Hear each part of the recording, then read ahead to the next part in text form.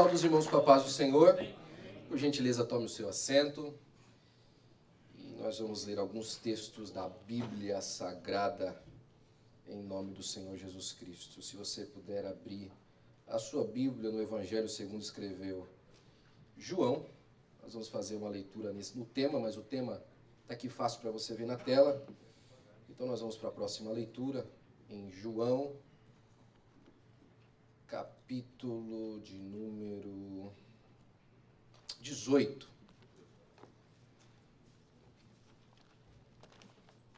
João, capítulo 18. Enquanto você abre a sua Bíblia, eu gostaria de agradecer a Deus pela oportunidade que o Senhor nos dá de estar aqui com os irmãos nessa tarde. Eu confesso que um pouco inesperadamente de estar com os irmãos, mas o Espírito Santo sabe todas as coisas, não é verdade? E Ele sabe o nosso levantar, o nosso sentar, até mesmo, o salmista diz, até mesmo quando a palavra ainda não me chegou à boca, o Senhor já conhece todas as coisas. O Senhor já sabe de tudo. Então nós glorificamos a Deus por estar aqui com os irmãos. E nós vamos falar sobre o tema, irmãos, a incoerência da verdade relativa. A incoerência da verdade relativa nesses próximos minutos. Então vamos ler juntos? Aqui o tema da nossa festa, mas ensinas com verdade o caminho de Deus. Amém? A partir do versículo 37, João, capítulo 18, a partir do versículo 37, diz assim a sua Bíblia e a minha. Disse-lhe, pois, Pilatos, logo tu és rei? Jesus respondeu, tu dizes que eu sou rei, e para isso nasci e para isso vim ao mundo, a fim de dar testemunho da verdade. Todo aquele que é da verdade ouve a minha voz. Versículo 38. Disse-lhes Pilatos, que é verdade? E dizendo isso, voltou até os judeus e disse-lhes, não acho nele crime algum. Ainda, irmãos, Lucas, capítulo 24. Capítulo 24 do Evangelho segundo escreveu São Lucas.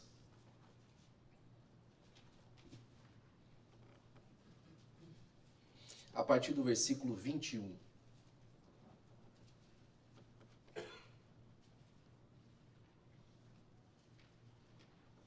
E nós esperávamos que fosse ele o que remisse a Israel. Mas agora, com tudo isso, é já hoje o terceiro dia, e desde que essas coisas aconteceram. É verdade que também algumas mulheres dentre nós maravilharam, as quais de madrugada foram ao sepulcro, e não achando o seu corpo, voltaram dizendo que também tinham visto uma visão de anjos, que dizem que ele vive. E alguns dos que estavam conosco foram ao sepulcro e acharam ser assim como as mulheres haviam dito, porém não o viram. Amém. Glória a Deus. Irmãos, o tema da nossa festa fala a respeito da verdade. E se tem algo que tem sido atacado nos dias em que a gente vive, é justamente a verdade. A verdade, irmãos, segundo a filosofia e os pensadores, a verdade é a relação exata da realidade. É a relação exata da realidade. Quando você diz que algo é verdade, é porque ela se coaduna com aquilo que é a realidade que as pessoas vivem ou que as pessoas conseguem enxergar. Então falar sobre verdade hoje em dia, onde o mundo virtual conseguiu criar para cada um o seu próprio mundo, a sua própria realidade, tem se tornado cada vez mais um desafio, principalmente para nós. Mas o Senhor Jesus Cristo, quando veio e passou por essa terra, ele disse assim aos seus discípulos, olha, eu sou o caminho, a verdade e a vida. De maneira exclusiva, ele falou assim que a única realidade que pode se coadunar com aquilo que você enxerga aí fora é aquilo que eu digo e eu sou a respeito dela, para a glória do nome do Senhor Jesus Cristo. O pensador D.K. Chesterton, ele foi um grande pensador que viveu no comecinho do século XX, ele dizia que era o seguinte, que antigamente, e ele faz isso num poema muito bonito, falando o problema do homem relativista no mundo de hoje, ele fala que antigamente era considerado ser um absurdo alguém que não fosse crédulo, né? O absurdo era aquele que se levantava contra a verdade absoluta. Era um absurdo quando alguém dizia que existia uma só verdade e que existia um só caminho. Mas hoje em dia é um absurdo aquele que diz que só há uma verdade e há um só caminho.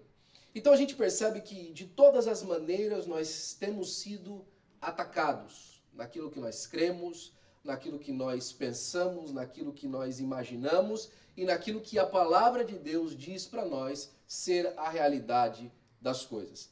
É por isso que nessa tarde, irmãos, eu gostaria de trazer, nesses rápidos minutos que me restam, uma análise da fraqueza do relativismo, né?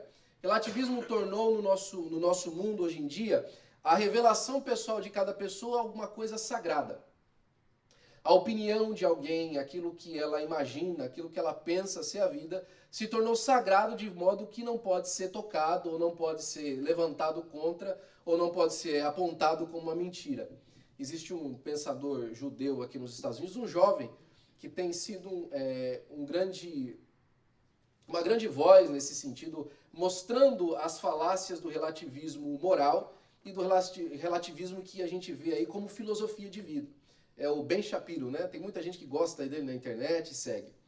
E uma das grandes falácias que ele mostra é como, por exemplo, a questão da ideologia de gênero.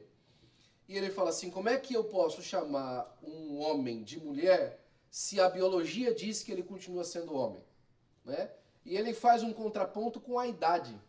E é muito interessante, porque ele fala assim, se eu disser de repente que hoje eu tenho 21 anos de idade e você agora tem que concordar comigo, porque eu digo que eu sou mais novo, ninguém pode mudar a sua idade, né? A idade que a pessoa tem é aquela que ela tem. O documento dela vai sempre provar a idade que ela tem.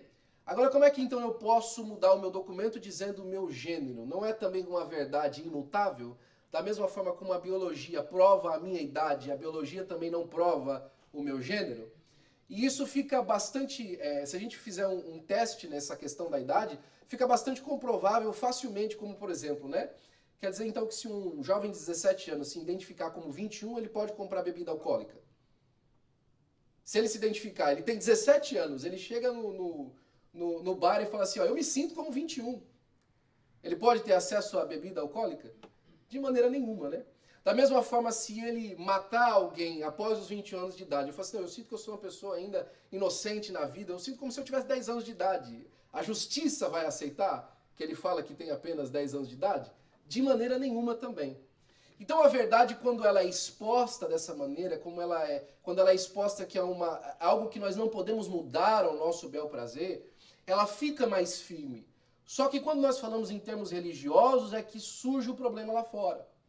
Porque hoje o evangelismo saiu só das fileiras cristãs e partiu para todo quanto é tipo de filosofia, e todo mundo hoje faz proselitismo, seja filosófico, seja religioso.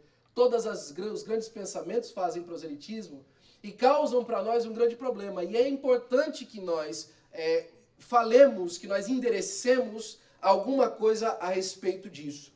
Os dois textos que nós chamamos a atenção, e as duas partes onde eu gostaria de falar com os irmãos um pouco hoje à tarde, é tanto que Pilatos ele encontrou uma verdade conveniente e os discípulos no caminho de Emaús encontraram com uma verdade inesperada. Então nós vamos falar um pouquinho sobre a verdade conveniente e a verdade inesperada. Pilatos provou ser um homem que tentava a justiça por causa da sua boa aparência. Ele tentava ser um homem justo para que ele se apresentasse bem. Fica muito claro no julgamento de Jesus, principalmente após a sua esposa dizer quem era aquele homem. Lembra que ela fala, acho que no Evangelho de Mateus, olha, não mexe com esse homem porque essa noite sofri muito por causa dele. E a palavra de Deus fala que de todas as maneiras, ele procurava uma maneira de livrar Jesus da morte. Porém, ele acreditava em uma verdade que lhe fosse conveniente.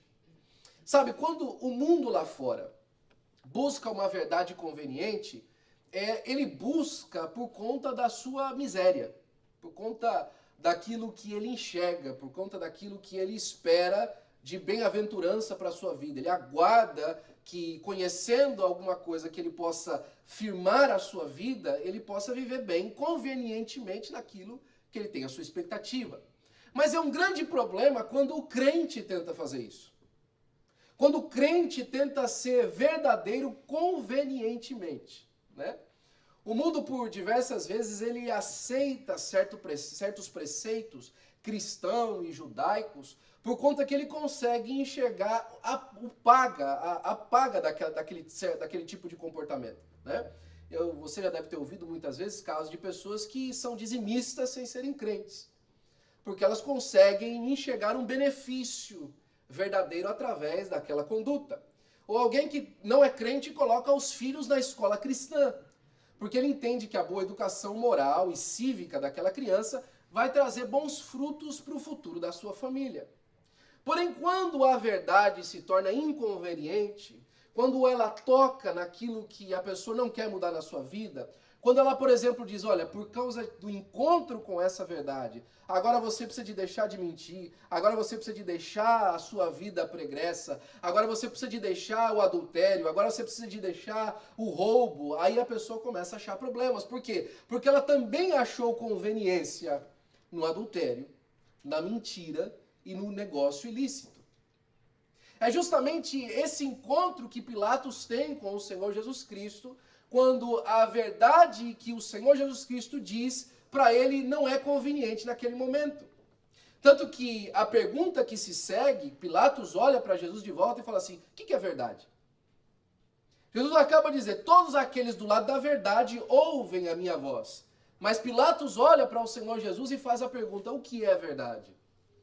O que é que eu posso considerar verdade nesse ambiente ou nessa esfera a qual eu estou vivendo? Nessa perspectiva de que eu estou sendo introduzido. E o teste de Pilatos é tão forte e ele falha de uma maneira tão feia que ele acaba lavando as suas mãos, tentando mais uma vez ser conveniente com aquilo, condenando o Senhor Jesus Cristo à morte. Ele pode dizer o que ele quiser, ele pode lavar a mão do jeito que ele quiser. A caneta que escreveu em cima da cruz do Senhor Jesus Cristo foi escrita por ele. Foi ele que mandou colocar nas 3 línguas lá e a caneta dele que está lá em cima. Quando o apóstolo Pedro está dizendo, fala assim, olha, vocês mataram, falando para os judeus, vocês mataram ao Senhor Jesus Cristo pela mão dos romanos, pela mão dos homens ímpios. Para sempre a história de Pilatos vai estar ligada ao fato de que ele participou e foi conivente de alguma forma, mesmo ele não querendo ser, mesmo ele tentando lavar as suas mãos com a morte do Senhor Jesus Cristo. É claro que quando a gente encontra isso nessa esfera tão grande, né, tão avassaladora de que uma pessoa inocente morreu porque alguém tentou ser conveniente, é para nós talvez tão longe da nossa situação, tão longe daquilo que nós estamos fazendo como obreiros do Senhor. Mas quantas vezes pela conveniência também não trocamos a verdade do Senhor em mentira para poder conseguir algo? Para poder ir além em alguma conveniência da nossa vida terrena. Quantas vezes não tentamos mudar a maneira de pregar, ou somos, na verdade, tentados a mudar a maneira de pregar, ou a maneira de mostrar alguma conduta como errada, por fato dela ser inconveniente naquele momento. Né? Quando Pilatos se encontra com o Senhor Jesus Cristo e ele faz essa pergunta, o que é verdade, ele prova de uma vez por todas para nós, de que ele não estava disposto a deixar aquilo que ele entendia ser verdade para abraçar a verdade absoluta que o Senhor Jesus Cristo apresentava. Ele não estava disposto a mudar as suas perspectivas de vida para poder aceitar aquilo que o Senhor Jesus Cristo dizia a respeito. E quando eu penso nisso, eu gosto muito da passagem onde Noé é chamado por Deus. E eu falava isso muito para os jovens, na época dos jovens, que Noé foi chamado por Deus para fazer alguma coisa que nunca ninguém tinha feito, porque ia acontecer alguma coisa que nunca tinha acontecido. Ele foi chamado por Deus para fazer alguma coisa que nunca ninguém tinha feito, porque ia acontecer algo que nunca havia acontecido antes. A palavra de Deus fala que nunca havia chovido sobre a terra. E a navegação também não é clara antes do Gênesis. E fica tão claro que nunca ninguém tinha feito um barco, porque não só Deus dá todo o plano da arca, mas ele fala a respeito até da impermeabilidade do barco, como é que ele devia ser feito. Ninguém nunca tinha feito um barco. E eu fico imaginando isso e Noé aceitando a chamada de Deus para a sua vida, de fazer uma arca, porque ainda não havia chovido, mas havia um dilúvio sobre a terra. E ele fazendo todo esse trabalho, e fica muito bonito quando Deus dá paga sobre a sua esperança e fecha a porta da arca com a sua própria mão e livra a Noé e a sua família. Mas eu fico imaginando o dia 1 no estaleiro de Noé. O primeiro dia que ele saiu para cortar madeira para fazer a arca. O primeiro dia que ele anunciou para sua família que agora estavam transitando no negócio da família, que era agricultura, porque agora eles iam ser construtor de barco. Você já imaginou a conversa em casa? Você imaginou já a discussão em casa, como é que foi ele para apresentar o plano para a família? Olha, Deus me disse alguma coisa que é inconveniente para nós, que não faz sentido para o resto do mundo, mas Deus nos deu uma promessa, a palavra dele é verdade, seja Deus verdadeiro e todo homem mentiroso. Os homens estão dizendo que isso é impossível, que isso é relativo, isso é da cabeça de Noé. Mas a igreja continua falando, o Senhor Jesus Cristo breve vem para buscar a sua igreja. Nós estamos todos guardados na arca de Deus e breve ele vem. Todos do lado da verdade ouvem a minha voz, disse o Senhor Jesus Cristo. E nós sabemos o que é verdade. A verdade, quando ela é conveniente, ela sempre traz consigo o ranço do mundo. Ela sempre traz consigo aquilo que nos afasta de Deus. Eu gosto muito de pensar a respeito disso na calúnia. Porque a calúnia por diversas vezes é tratada ou apresentada para nós como uma verdade conveniente. E sabe, quando a gente pega na Bíblia, eu gosto bastante de ouvir o pastor José Lopes falando do grego. E quando a gente pega na palavra de Deus, todas as vezes que a palavra diabo é apresentada, e a palavra diabo vem do grego diabolos, e ele explicou para a gente ontem que dia é um prefixo que significa através, por, né?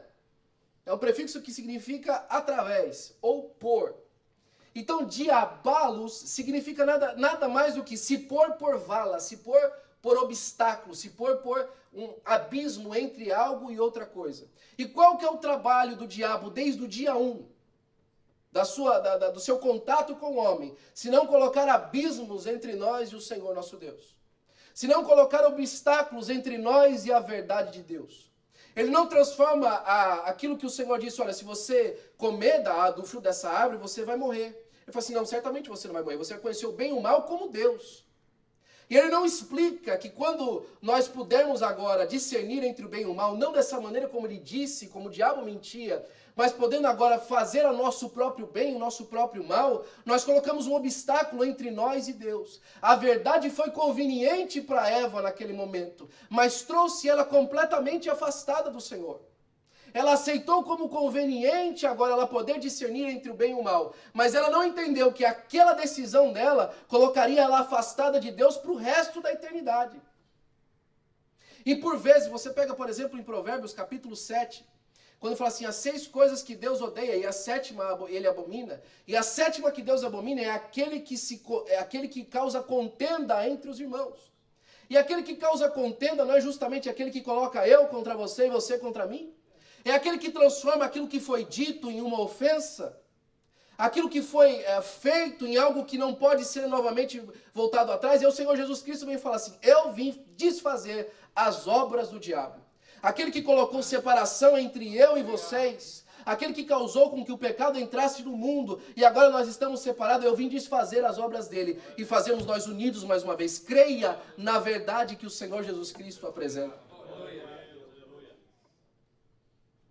Pilatos foi confrontado pela verdade em pessoa e decidiu continuar crendo que a sua maneira de lidar com as coisas podia o livrar daquela indecisão. E ele decide por condenar o Senhor Jesus Cristo. Mas quantas vezes, e se não está acontecendo de repente com você agora, nós somos confrontados com a verdade inesperada, quando nós não aguardávamos encontrar com a verdade. Os discípulos no caminho de Emaús, eles dão a prova para nós que quantas vezes a nossa expectativa no Senhor está no lugar errado. Não está na verdade que Ele está apresentando. Eu gosto bastante disso, do nome que a Bíblia dá, e acabei de falar isso até do caso do diabo, mas Eu gosto bastante dos nomes que a Bíblia apresenta. Emaús, por exemplo, significa fontes de águas quentes. Ou desejo ardente, dependendo do lugar onde você pega ali da palavra Emaús, que é uma palavra aramaica. E ele significa fontes de águas quentes. Um lugar onde as pessoas iam buscar geralmente águas medicinais para poder sair de dores, etc. Você sabe que a medicina de água, nas águas, né, hidroterápica, ela vem sendo estudada já há muitos anos, e as águas quentes sempre foram um foco da hidroterapia, né, onde as pessoas vão buscar ali por causa de dores no corpo e etc. E eles estão justamente indo para Emaús. Mas uma coisa importante sobre Emaús era que Emaús era um local que era conhecido por um reduto zelote. Os zelotes, aquela facção judaica, que nós conhecemos muito bem, que eles eram contra os romanos, inclusive em algumas traduções mais modernas, são tratados de terroristas, né? Os zelotes eram pessoas que realmente pegavam em armas para estar contra os romanos, né? Inclusive vários dos discípulos de Jesus eram zelotes, né? Simão, o zelote, lembra? Inclusive, alguns falam que Judas Iscariotes também era zelote, e eles eram pessoas que eram guerrilheiros mesmo. E nós percebemos que Cleopas e o seu companheiro estão a caminho de Emaús, mostrando claramente que eles haviam desistido. Haviam desistido do plano, não deu certo. Ele nos contou algo que a realidade não se cumpriu, não continuou. Ele nos disse algo, ele nos colocou uma esperança no nosso coração, que essa realidade que ele plantou em nós não deu fruto. Eles estão vivendo o relativismo do seu momento, da sua frustração. Você já passou por algum momento da sua vida onde o momento, a circunstância que você está passando te fez relativizar as promessas? Será que foi bem assim que Deus falou mesmo? Será que Deus falou pra gente, eu entendi. Você lembra quando Abraão relativizou a promessa? Vive Ismael na tua presença, Senhor. Lembra quando ele chegou diante de Deus, Deus mais uma vez faz promessa para ele, assim, vive Ismael na tua presença. E Deus fala assim, não é Ismael que vai dar no seu lugar. Não é Ismael que vai continuar. Eu vou dar um filho entre você e a sua esposa. Você lembra qual foi a reação dele? Ele se dobrou e caiu na risada. Já passou pela frustração onde você, por conta da circunstância que vive, relativiza as promessas?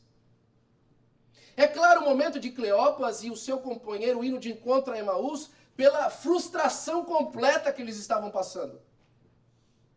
E mais uma vez eu levanto para você o nome Jerusalém, a cidade de Deus. Eles estavam saindo do lugar onde Deus havia sido feito promessa em caminho de alguma coisa que eles acreditavam que ia dar para eles um futuro melhor. Talvez eles estavam voltando para a guerrilha, quem sabe? Não deu certo esse plano, paz e amor do Senhor Jesus Cristo. Vamos tentar de novo pegar nas espadas. Porque até uma noite ou 2 noites atrás, 3 noites atrás, quando nós estávamos para sair, ele falou assim, olha, agora leva a espada. Nós levamos 2. Pedro levantou a espada, ele falou que não era mais para fazer, eu não entendi nada. A circunstância que nós estamos vivendo, que o mundo fala aí fora, quer saber, o negócio dessa maneira que Jesus disse não funciona. A maneira como ele apresentou o plano não funciona, não está dando resultado. Mas eu dou glória a Jesus porque ele vê o nosso coração. Em vez do Senhor Jesus Cristo olhar para os seus discípulos e simplesmente largá-los no seu pensamento, era muito fácil ele fazer isso, não era? Deixa eles pensando o que eles quiserem, deixa eles irem para Emaús, deixa eles quebrarem a cara, ele aparece no caminho e conversa com eles. Eu dou graças a Deus, irmãos, porque às vezes quando menos esperamos, o Senhor Jesus Cristo aparece no caminho e nos chama de volta. Quando menos esperamos, estão nos nossos relativismos, ele aparece no caminho e nos chama de volta à realidade e à verdade. Eu glorifico muito a Deus porque ele fez isso na minha vida. Eu tenho certeza que fez na sua vida também. Quando nós estávamos presos nos nossos próprios pensamentos, ele falou assim, eu tenho um pensamento melhor ao seu respeito. Eu tenho algo melhor a respeito da sua vida. Eu tenho uma promessa maior para o seu ministério. Eu tenho um lugar melhor para usar a sua vida. Eu tenho uma ideia melhor ao seu respeito. Cleopas sai, o Senhor Jesus Cristo aparece e parece até cômico, né? Se nós não soubéssemos que Lucas foi tão minucioso no relato. Mas que palavras é essas que vêm trocando entre vós? E por que estáis tristes? Por que vocês estão conversando isso? E por que vocês estão tristes? E ele responde ele responde numa falta de zelo por quem ele estava falando, Cleopas. É você peregrino em Israel? Onde é que você estava nos últimos 3 dias? Por onde é que você estava passando na última etapa da minha vida? Por onde é que o Senhor estava fazendo nessa última etapa daquilo que eu tenho passado no meu ministério? Gideão, quando se encontra com o anjo, ele está malhando trigo no lagar, ele também está vivendo o seu relativismo momentâneo. Ele fala assim, se o Senhor fosse conosco, por que todas essas coisas não sucederam? Se o Senhor é conosco, por que nós estamos aqui debaixo dos midianitas? Olha como a verdade de Deus se tem tornado relativa para Israel. Ele não consegue naquele momento enxergar que o problema era justamente Israel. E ele demonstra absolutamente a sua pequenez. Ele fala assim, olha, é o seguinte, nós estamos debaixo dos midianitas, portanto nós somos uma nação menor. Dentro da nação menor, a minha tribo é menor. Dentro da menor tribo, a minha família é menor. Dentro da menor família, eu sou menor. Basicamente, eu sou o menor de Israel e o resto da nação. Ele demonstra como ele estava circundado pela sua circunstância. Mas Deus, quando chega para falar com ele, varão valoroso. Você está escondido, malhando trigo no lagar, mas eu te vi pelo que você é. E quando Deus fala, irmãos, mesmo que não é, passa a ser. Lembra quando Paulo fala isso? Olha, ele chama as coisas que não são como se já fossem. E depois, mais para frente, demonstra aí no capítulo 4 de Romanos, ele fala assim, é o seguinte, olha. Abraão, em esperança, creu contra a esperança, que Deus lhe daria filhos. Ele falou assim, olha, seja Deus verdadeiro e todo homem mentiroso. Seja as verdades que nós contamos uns para os outros mentira e a verdade que ele nos conta, por mais absurda que pareça, verdade. Os homens estão andando, conversando uns com os outros, o Senhor Jesus Cristo faz a pergunta e eles começam a responder. Olha, do Senhor Jesus Cristo, varão usado em sinais, e operou grandes curas, ele começa a contar o ministério de Jesus na realidade do que aconteceu. Ele começa a dizer tintim por tintim daquilo que Jesus fez, a verdade do que Jesus operou. Olha, ele operou grandes milagres, ele falou grandes promessas, ele transformou a expectativa de tantas pessoas, ele nos deu tanta esperança e nós esperávamos que seria ele que haveria de remir a Israel. Contanto o mataram. Ele estava enganado mesmo, porque ele não haveria só de remir a Israel, ele haveria de remir a todo pecador. Ele haveria de remir a todo aquele que guarda a esperança nele. Ele haveria de transformar a vida dos homens para o resto da história da humanidade. Ele haveria de cumprir todas as profecias e ele haveria de terminar de uma vez os reinos das trevas contra os homens. E quando eles começam a apresentar, eles começam por contando a verdade, depois contando a sua expectativa e terminando na sua frustração. Olha, mas ele morreu. E hoje já é o 3º dia. E é bem verdade. É bem verdade. Alguém disse aí. Alguém tem tido a experiência que ele disse que teriam. Alguém tem experimentado aquilo que ele disse que experimentariam. Algumas mulheres foram até o sepulcro e viram que realmente ele não está lá. Um anjo apareceu para elas. Algumas pessoas têm tido a experiência com ele, mas nós... Alguns companheiros do ministério têm vivido as promessas de Deus. Alguns companheiros do ministério têm tido grandes resultados na obra do Senhor. Alguns companheiros de ministério têm experimentado a unção de Deus no seu ministério. Alguns companheiros de ministério têm experimentado o crescimento da sua congregação, mas lá onde eu congrego, mas lá onde eu estou servindo, mas lá na minha realidade, já é o 3º dia e nós não vimos absolutamente nada. Já se passou o tempo suficiente. Já se passou as etapas que eu considerava suficiente. Já se passaram o tempo que eu observava na minha vida ser suficiente. Lembra de Daniel? Senhor, é o seguinte, eu contei aqui no livro, já deu tempo. Senhor, eu vim aqui debruçar em cima da profecia, eu estou orando para o Senhor, já deu tempo, já passou o tempo, já aconteceu o que precisava de acontecer, e aí? O Senhor já cumpriu aquilo que o Senhor falou que ia cumprir, e agora? Nós vamos para onde? Já viveu momentos assim na sua vida? Onde a sua expectativa já foi frustrada porque chegou o tempo que você imaginava ser necessário para as coisas? O encontro com a verdade inesperada é assim. Quando você menos espera, ela aparece para dar glória a Deus. Jesus se encontra com eles e faz, para mim, um dos maiores insultos do Novo Testamento. Ó nécios e tardos de coração, para crerem em tudo que os profetas lhe disseram. Não convinha, porém, que o Cristo padecesse todas essas coisas, como está escrito nas Escrituras, como disse os profetas nas Escrituras. Não convinha que ele passasse por isso.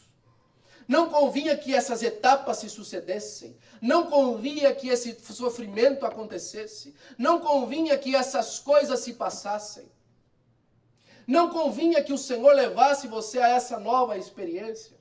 E pela lei os profetas começaram a descrever para ele tudo o que haveria de se passar.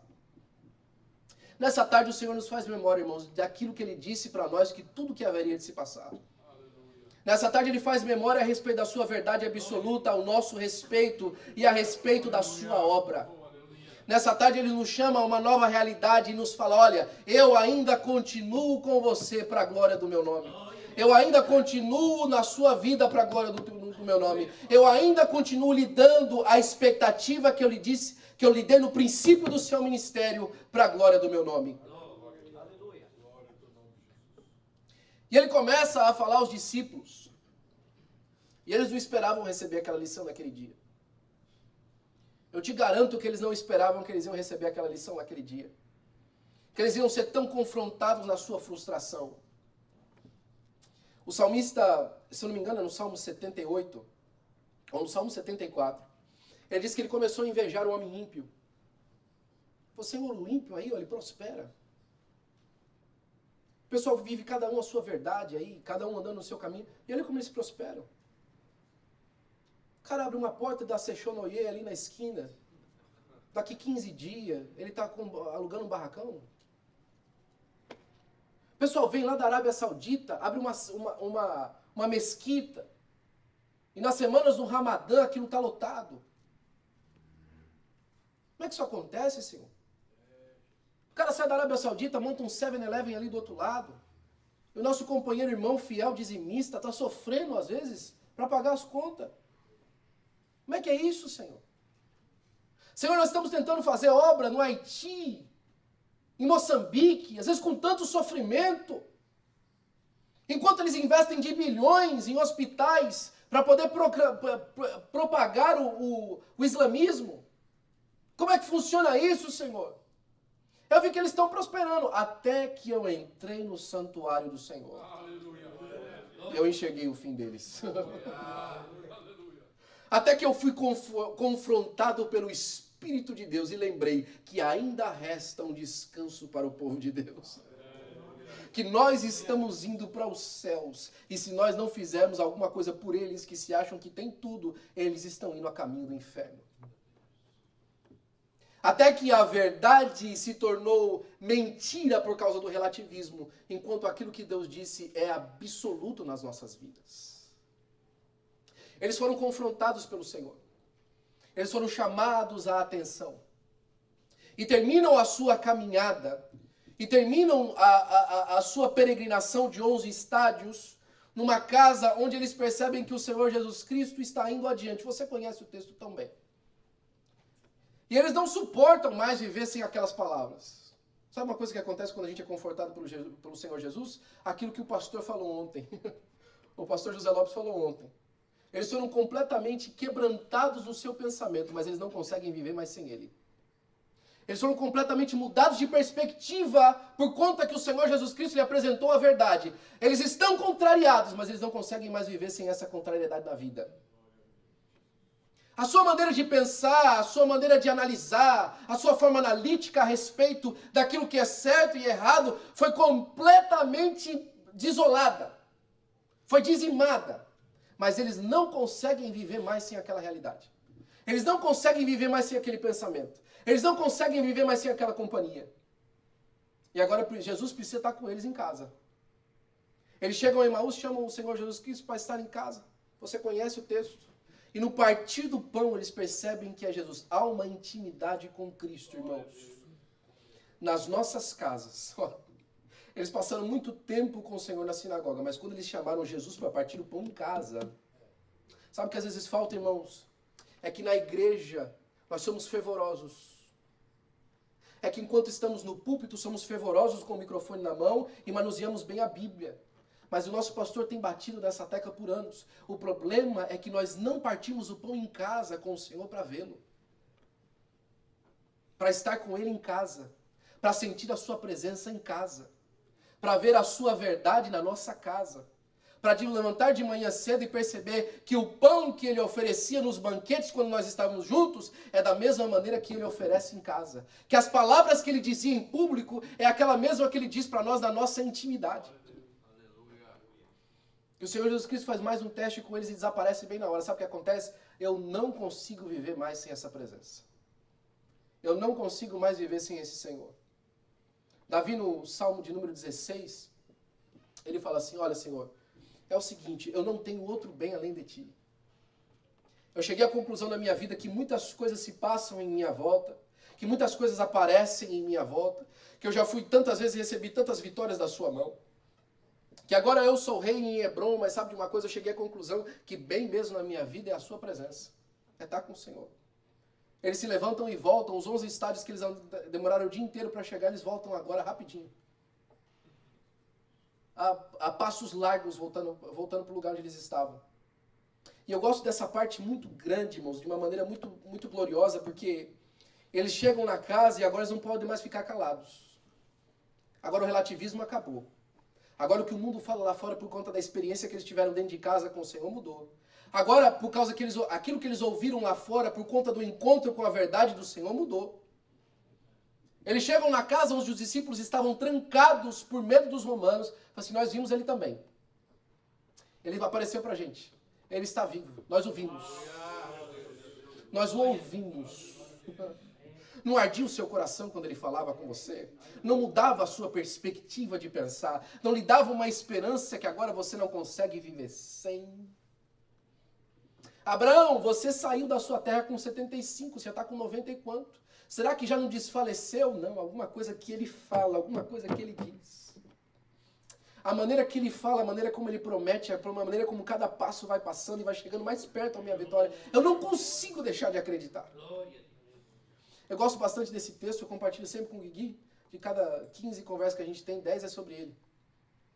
Zacarias capítulo 9, a partir do versículo 10, se eu não me engano. Zacarias está falando a respeito do retorno deles e fala assim, olha, é o seguinte, por causa do sacrifício do sangue eu vou pagar vocês em dobro. Aí voltai à fortaleza, ó prisioneiros da esperança. Você entende essa língua, prisioneiros da esperança? Alguém que foi manietado a uma expectativa de que Deus vai fazer alguma coisa, ele não consegue pensar em outra coisa. Ele não consegue sentir outra coisa, ele não consegue ter expectativa sobre outra coisa, a não ser aquilo que Deus disse que vai fazer. Deus falou que vai salvar muitas almas, eu estou no lugar árido, mas eu não consigo crer em outra coisa, a não ser que Deus vai cumprir aquilo que disse que ia cumprir. Eu não consigo, eu já tentei. Eu já tentei ter esperança em outra coisa, mas eu creio contra essa esperança. Eu não consigo acreditar. A galeria dos heróis da fé vai demonstrando, olha, Moisés, ele não quis ser conhecido como filho da filha de Faraó, mas ele foi como olhando para o nada e saiu. E saiu para cumprir a promessa. E tantos outros homens que viveram essa mesma prisão chamada esperança naquilo que Deus disse que ia acontecer.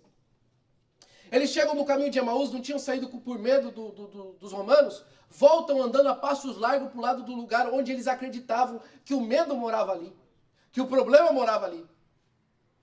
Chegam, começam a conversar e começam a dizer aquilo que aconteceu, então o inesperado acontece, que aconteceu com você com certeza algum dia. Desacreditado, com medo. João capítulo 20, versículo 21, mostra isso de uma maneira gloriosa. E os discípulos estavam trancados dentro da casa com medo dos romanos. Então, de uma maneira absolutamente inesperada, de uma maneira absolutamente que eles não aguardavam, o Senhor Jesus Cristo aparece no meio deles e fala: paz seja convosco. Sabe o que eu acho bonito? É que aqueles homens estavam fugindo porque Jesus agora era uma pessoa não grata. Porque Jesus agora havia morrido pela mão dos romanos. Eles estavam lá por causa do medo que eles podiam ser confundidos como pessoas revoltadas, como Jesus era considerado. Como um rebelde que Jesus agora era considerado. Eles estavam com medo por causa do nome de Jesus. O nome de Jesus de repente se tornou para eles um problema. Era um problema o nome de Jesus. A verdade que Jesus estava pregando para eles naquele momento era um problema. E o Senhor Jesus Cristo não aparece em casa jogando na cara deles nada. Ele não aparece na casa: ah, vocês estão aqui escondidos, né? Seus medrosos. E aí, ó, tô vivo aí, ó. Bando de medroso. Fugiram, né? Me deixaram sozinho. Poxa, quem diria, hein, Pedro? Quem diria, hein? Do jeitinho que eu falei que ia acontecer, você fez, hein? Me negou 3 vezes. Pedro nos mostra como a companhia de Jesus muda a gente. Tem muita gente aí fora falando que anda com Jesus, mas a vida nega. Pedro negou 3 vezes, mas a vida dele dizia que ele vivia com Jesus. E eles negaram a Jesus. Jesus podia ter chegado e jogado na cara de todo mundo, mas ele não chega assim. Ele chega percebendo o clima da casa, um clima de desespero, um clima de falta de esperança. Ele olha em volta dos seus amigos que passaram 3 anos com ele.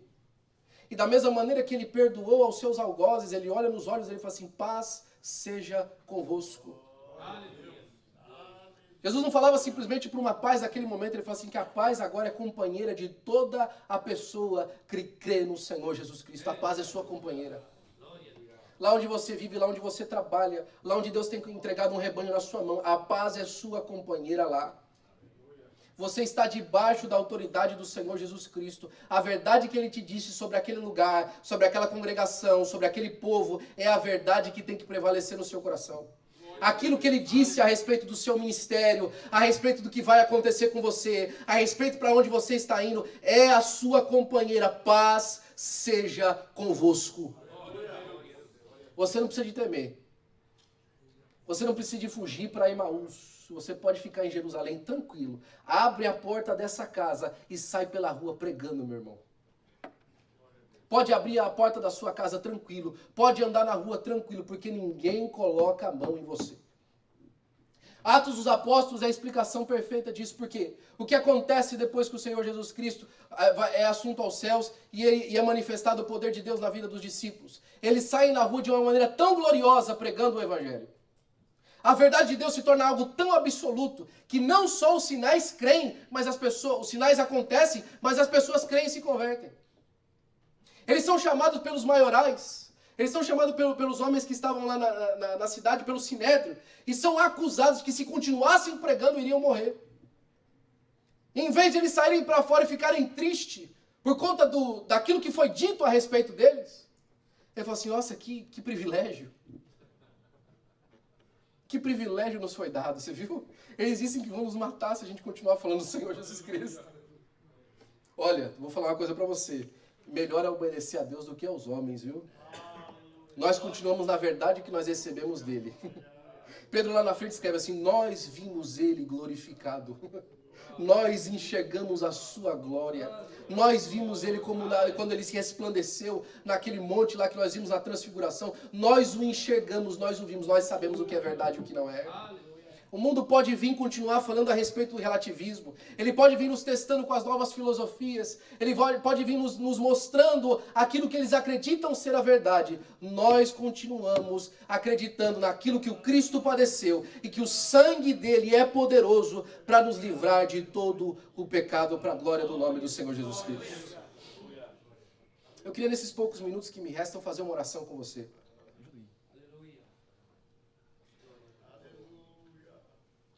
Eu sei porque, junto com os irmãos, eu também tenho sido confrontado tantas vezes.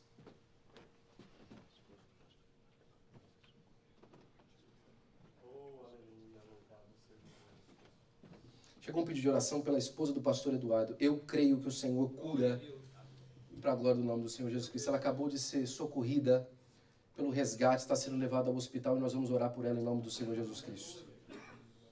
Porque a verdade que ele disse é o seguinte, é que em seu nome nós expulsaríamos e curaríamos para a glória do nome do Senhor Jesus Cristo. Vamos orar, irmãos. Pai, nós te damos graças, Senhor, porque o Senhor tudo pode, Senhor. Pai, a sua verdade é uma verdade absoluta, Deus. E nós cremos, ó Pai, que o Senhor está aqui agora, Senhor, nos vendo e nos ouvindo, Senhor.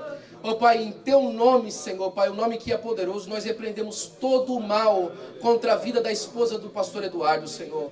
O Senhor vai lá, Pai, pode a tocar nesse momento, Senhor, e restaurar a sua saúde por completo, Senhor, Pai.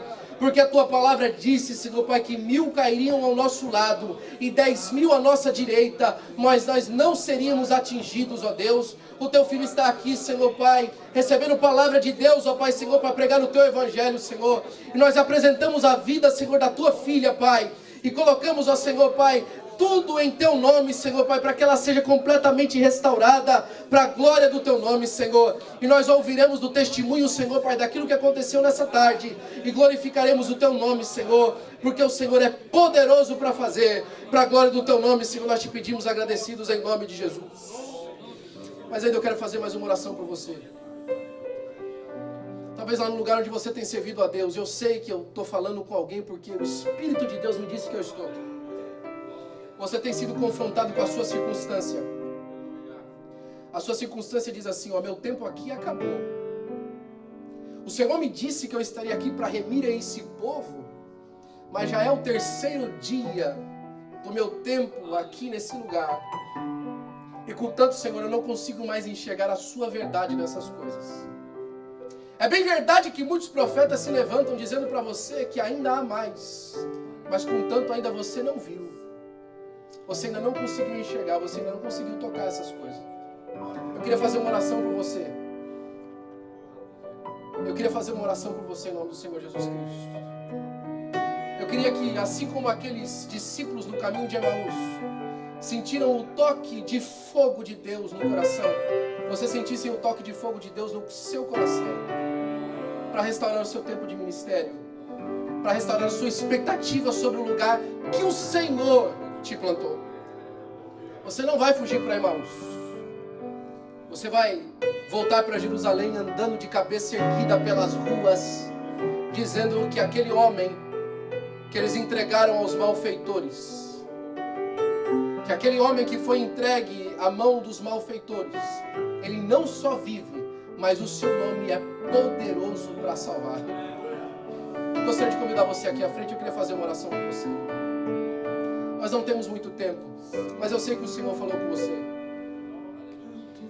Eu queria ser bem rápido nesse tempo, porque me resta apenas 2 minutos. Mas o Senhor que é poderoso e que fala através da sua palavra, te chama a um tempo diferente no lugar onde você está vivendo. Um toque de fogo na sua alma, na sua vida, para glorificar o teu nome do Senhor Jesus Cristo. Sei posso negar que os teus olhos sobre mim me enchem da tua paz. Sei que a tua fidelidade quem leva a minha vida mais além imaginar. Sei que não posso negar que os teus olhos sobre mim me enchem da tua paz, que os teus olhos sobre mim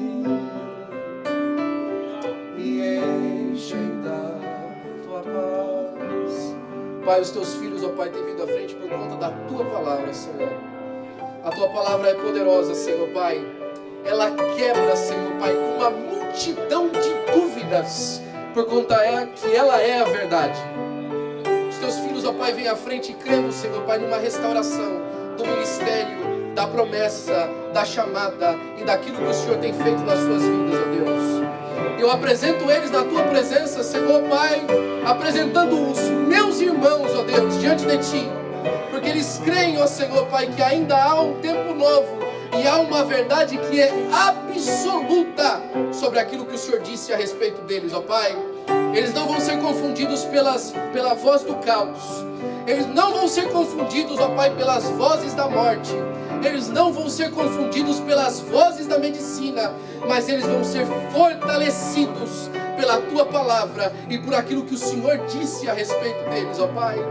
Pai, abençoa os meus irmãos para a glória do Teu nome, Senhor, Pai, e convence-os da Tua verdade, e nós te daremos a honra, a glória e o louvor para a glória do Teu nome, Senhor. Nós te agradecemos em nome de Jesus.